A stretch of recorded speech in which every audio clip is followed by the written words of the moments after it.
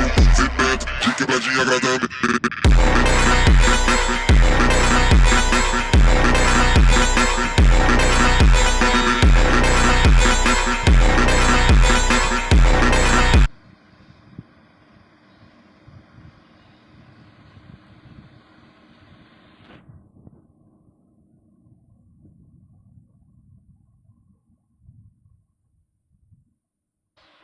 पिछले एपिसोड में आपने देखा होगा कैसे ऐश है ना रेसिरैम को डिफीट कर देता है, जहाँ पे ऐश अपने पिकाचू की मदद से रेसिरैम को हरा देता है। फिर ऐश पहला वाला टास्क भी पूरा कर लेता है, जिसको देख के ब्रॉक बोलता है कि वेल डन ऐश, तुमने कर दिखाया, तुमने है ना रेसिरैम को हरा के साबित कर दिया कि तुम बहुत ही स्ट्रांग हो। इसके बाद तभी मोल्डमैन को देखते हैं जो कि ऐश से बोलते हैं ऐश तुमने कर दिखाया, तुमने अपना ये वाला टास्क भी पूरा कर लिया। इसके बाद ऐश जॉन सब लोग मिलकर रूम के अंदर जाते हैं और लॉक खोलते हैं। और अब देखिए आगे जैसे ही ओल्डमैन आगे बढ़ते हैं तभी ओल्डमैन रुक जाते हैं। ओल्डमैन बोलते हैं हमें आगे नहीं जाना चाहिए, बल्कि हमें यहाँ पे थोड़ी देर के लिए रुकना चाहिए, फिर उसके बाद हम लोग आगे जाएंगे। इसके बाद तभी हम जॉन को देखते हैं जो कि अपने डैड से बोलते हैं डैड वो सब तो ठीक है, लेकिन हमें आगे क्यों नहीं जा सकते। तभी ओल्डमैन बोलते हैं कि है ना वो इसीलिए क्योंकि हमें पासवर्ड नहीं पता। ओल्डमैन बोलते हैं कि बिना पासवर्ड के हम लोग अंदर नहीं जा सकते, अंदर जाना है तो हमें इसके लिए पासवर्ड लगेगा, और बिना पासवर्ड के हमें अंदर नहीं घुसने देगा, हमें पासवर्ड चाहिए। ब्रॉक तभी है ओल्डमैन से बोलता है ओल्डमैन आप किस पासवर्ड की बात कर रहे हैं, ज़रा विस्तार से बताइए। ओल्डमैन बोलते हैं कि ब्रॉक अगर हमें अंदर जाना है तो हमें पासवर्ड लगेगा, हर एक लेजेंडरी पोकेमन को हराने के बाद हमें आगे बढ़ना होता है। ब्रॉक बोलते हैं इससे क्या होता है, तभी ओल्डमैन बोलते हैं बहुत ही आसान है, इससे हमें है ना हर एक लेजेंडरी पोकेमन को हराने के बाद हमें एक पासवर्ड मिलता है, और उस पासवर्ड को हमें है ना लॉक के ऊपर लगाना पड़ता है, तभी जाके वो लॉक अनलॉक होता है। लेकिन प्रॉब्लम ये है कि पासवर्ड मुझे नहीं पता। तभी जॉन बोलता है कि मुझे पता है डैड पासवर्ड क्या है। तभी ओल्डमैन बोलते हैं तुम्हें पता है जॉन की पासवर्ड क्या है। तभी ओल्डमैन जॉन बोलता है कि हाँ। जॉन बोलता है कि मैंने है ना एक चीज़ नोटिस की कि है ना हर पोकेमन्स के नाम के आगे लेटर आता है, और हर पोकेमन्स के नाम के आगे लेटर्स में नंबर्स होते हैं। तो रेसिरैम के नाम के आगे है ना टोटल 8 लेटर्स आते हैं। तो हमें है ना मुझे लगता है कि इसका है ना पासवर्ड है ना शायद से 8 होगा। तो भी ओल्डमैन बोलते हैं 8, चलो देखते हैं। इसके बाद हमें ओल्डमैन को देखते हैं जो कि 8 नंबर को प्रेस करते हैं, और जैसे वो 8 नंबर दबाते हैं अचानक गेट ओपन हो जाता है, जिसे देख के सब लोग शॉक हो जाते हैं। ऐश ब्रॉक जॉन तीनों मिलकर रूम के अंदर जाने लगते हैं। फिर ओल्डमैन भी उनके साथ आने लगते हैं और कहते हैं कि जल्दी चलो इससे पहले कि दरवाज़ा बंद हो जाए। फिर चारों मिलकर रूम के अंदर चले जाते हैं। जैसे ही ऐश आगे जाता है ऐश को देख के काफ़ी खतरनाक चीज़ मिलती है। ऐश को एक पोकेमन देखने को मिलता है। ऐश तभी अपना पोकेडेक्स फोन निकालता है और चेक करने की कोशिश करता है कि ये कौन सा पोकेमन होता है। ऐश बोलता है कि ये कौन सा पोकेमन है, इस टाइप का पोकेमन तो मैंने आज तक कभी नहीं देखा। जैसे ही इस पोकेडेक्स पे चेक करते हैं तो देख के शॉक हो जाता है, क्योंकि ये पोकेमन और कोई नहीं बल्कि जेनेसेक होता है। ऐश के सामने आ चुका था एक मिथिकल पोकेमन जेनेसेक, जो कि स्टील एंड बग टाइप का सुपर स्ट्रॉन्ग मिथिकल पोकेमन होता है कालोस रीजन से। जैसे ही जेनेसेक ऐश को देखता है वह ऐश को बोलता है कि है ना तुम यहाँ पे कैसे आ गए, ये मेरा इलाका है, यहाँ पे जो कोई भी आता है वो मारा जाता है, अब तुम यहाँ से ज़िंदा बच के नहीं भाग सकते। ऐश भी बोलता है कि है ना पिकाचू, लगता ही जेनेसेक बहुत स्ट्रॉन्ग है। ऐश को फिर याद आता है कि वो पिकाचू का यूज़ नहीं कर सकता, क्योंकि पिकाचू पहले से काफ़ी सारा वीक हो चुका था है ना रेसिरैम से लड़ते हुए। इसलिए ऐश पिकाचू को नहीं बुलाता और उसकी जगह अपने दूसरे पोकेमन को भेजता और कहता है कि मुझे तुम पे पूरा विश्वास है, तुम इस पोकेमन को हरा सकते हो। ऐश तुरंत ही अपनी पोकेबॉल निकालता है और कहता है कि जाओ अपना कमाल दिखाओ, जाओ मैं तुम्हें चुनता हूँ, मेरे सबसे स्ट्रॉन्गेस्ट पोकेमॉन चार्लिज़ार्ड, मैं तुम्हें चुनता हूँ। ऐश जैसी पोकेबॉल फेंकता है, पोकेबॉल में से बाहर आता है फायर एंड फ्लैंक टाइप का स्ट्रॉन्ग पोकेमॉन चार्लिज़ार्ड, जो कि ऐश का कैंटो का पास ऐश का कैंटो का पार्टनर होता है। जैसे ही चार्लिज़ार्ड बाहर आता है ऐश चार्लिज़ार्ड से बोलता है चार्लिज़ार्ड चलो इन्हें अपनी असली पावर दिखाते हैं। चार्लिज़ार्ड यूज़ करो फ्लेम थ्रोअर अटैक का। चार्लिज़ार्ड ऐसे ही करता है, वो जेनेसेक के ऊपर फ्लेम थ्रोअर अटैक का इस्तेमाल कर देता है।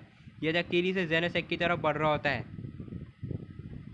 ये तक जेनेसेक के ऊपर लगने वाला होता है, लेकिन जेनेसेक यूज़ करता है प्रोटेक्ट अटैक का, जिसकी वजह से है ना जेनेसेक के चारों ओर की एनर्जी शील्ड आ जाती है, जो कि जेनेसेक को प्रोटेक्ट करने लगती है, जिसके चलते फ्लेम थ्रोअर उस प्रोटेक्ट के ऊपर टकराता ज़रूर है, लेकिन जेनेसेक को इससे कुछ खास डैमेज नहीं पड़ता। इसके बाद में ब्रॉक को देखते हैं जो कि ऐसे बोलते हैं ऐस जेनेसेक ने प्रोटेक्ट का यूज़ करके है ना खुद को बचा लिया, लेकिन एक चीज़ का तुम ध्यान रखो कि ये जेनेसेक मिथिकल पोकेमॉन है, ये बाकी वे पोकेमॉन से काफ़ी ज़्यादा स्ट्रॉन्ग और इंटेलिजेंट है, इसलिए इसे हराना थोड़ा मुश्किल होने वाला है तुम्हारे लिए। इसके बाद तुम्हें मैच को देखते हैं जो कि बोलते हैं सबके लिए मुश्किल होगा लेकिन मेरे लिए नहीं। चार्लिज़ार्ड क्यों ना इस बैटल को एक ही बार में ख़त्म करते हैं। अपनी पूरी पावर का यूज़ करो फायर ब्लास्ट अटैक का। चार्जर ऐसे ही करता है, इसका चार्जर यूज़ करता है strongest move fire blast attack का। यह तक तेजी से जेनेसेक की तरफ बढ़ रहा होता है। यह तक जेनेसेक के ऊपर लगने वाला होता है, लेकिन जेनेसेक एक बहुत ही पावरफुल मूव यूज़ करता है। वो यूज़ करता है जैप कैनन अटैक का। ये एक बहुत ही पावरफुल इलेक्ट्रिक टाइप मूव होता है। जैप कैनन और फायर ब्लास्ट दोनों अटैक्स आपस में आकर टकरा जाते हैं, जिसकी वजह से दोनों ही पोकेमॉन्स आपस में टकरा के डिस्ट्रॉय हो जाते हैं। दोनों ही पोकेमॉन्स ने एक दूसरे को अच्छी टक्कर दे रहे थे। इसके बाद जेनेसेक यूज़ करता है एनर्जी बॉल अटैक का, जो कि तेजी से चार्जर की तरफ बढ़ रहा होता है और ये तक सीधा जाके चार्जर के ऊपर लगता है, जिससे चार्जर को डैमेज पड़ता है। फिर चार्जर इसके काउंटर में यूज़ करता है एयर स्लैश अटैक का। यह तक जेनेसेक के ऊपर लगने वाला होता है, लेकिन जेनेसेक एक एक करके सारे एयर स्लैश को डिस्ट्रॉय कर देता है और चार्जर को भी डैमेज कर देता है। फिर एस चार्जर से बोलता है चार्जर अपनी पूर्व पावर का यूज़ करो। एस चार्जर को फिर से एयर स्लैश अटैक यूज़ करने को बोलता है। चार्जर एक बार ऐसे ही करता है, वो एक और बार जेनेसेक के ऊपर एयर स्लैश अटैक का इस्तेमाल करता है, जो कि तेजी से जेनेसेक की तरफ बढ़ रहा होता है। यह तक जेनेसेक के ऊपर लगने वाला होता है, लेकिन जेनेसेक अपनी पूरी पावर का इस्तेमाल करता है। जेनेसेक यूज़ करता है साइकिक अटैक का और वो चार्जर के अटैक को डिस्ट्रॉय कर देता है। फिर जेनेसेक अपनी पावर का यूज़ करता है, वो साइकिक अटैक का यूज़ करके चार्जर को कंट्रोल करना शुरू कर देता है। वो चार्जर के माइंड को कंट्रोल कर लेता है और उससे जो चाहे वो कराने की कोशिश करता है। चार्जर है ना जेनेसेक के कंट्रोल में आ जाता है। फिर जेनेसेक चार्जर को ऑर्डर देता है खुद पे है ना स्लैश अटैक यूज़ करने को। चार्जर ऐसे ही करता है, वो खुद के ऊपर स्लैश अटैक का यूज़ करके खुद को डैमेज करना स्टार्ट कर देता है।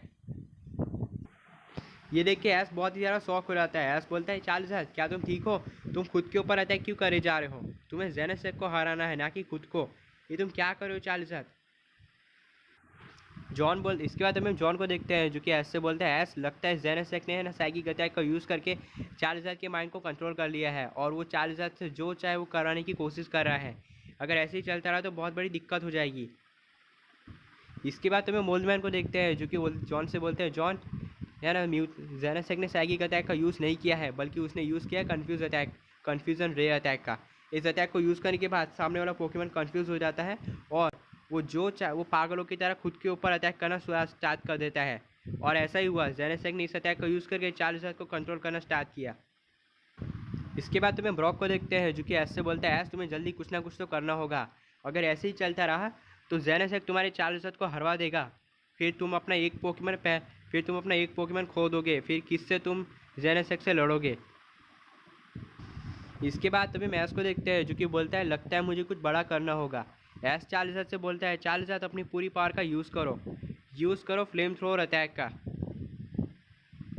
चार्जर ऐसे ही करता है, चार्जर फ्लेम थ्रोअर अटैक का यूज़ करता है, लेकिन इस बार यह तक जेनेसेक के ऊपर लग जाता है, जिससे जेनेसेक को इससे काफ़ी डैमेज पड़ता है।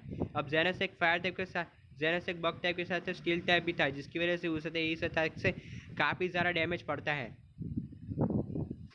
इसके बाद एस चार्जर को ऑर्डर देता है। एस चार्जर से बोलता है चार्जर यूज़ करो विंग अटैक का। चार्जर ऐसे ही करते हैं, चार्जर विंग अटैक का यूज़ करके जेनेसेक के पास जाता है ताकि उस अटैक को यूज़ करके जेनेसेक को ख़त्म कर दे, लेकिन जेनेसेक इस अटैक को रोक देता है। चार्जर अपनी पूरी पावर का यूज़ करके जेनेसेक को पीछे धकेलना स्टार्ट कर देता है, लेकिन जेनेसेक ने अपने दोनों हाथों की मदद से चार्जर की दोनों विंग्स को पकड़ के रखा था, जिसकी वजह से अब चार्जर ना तो आगे बढ़ पा रहा था ना ही पीछे बढ़ पा रहा था, जिसकी वजह से जेनेसेक इस अटैक को काउंटर करता है।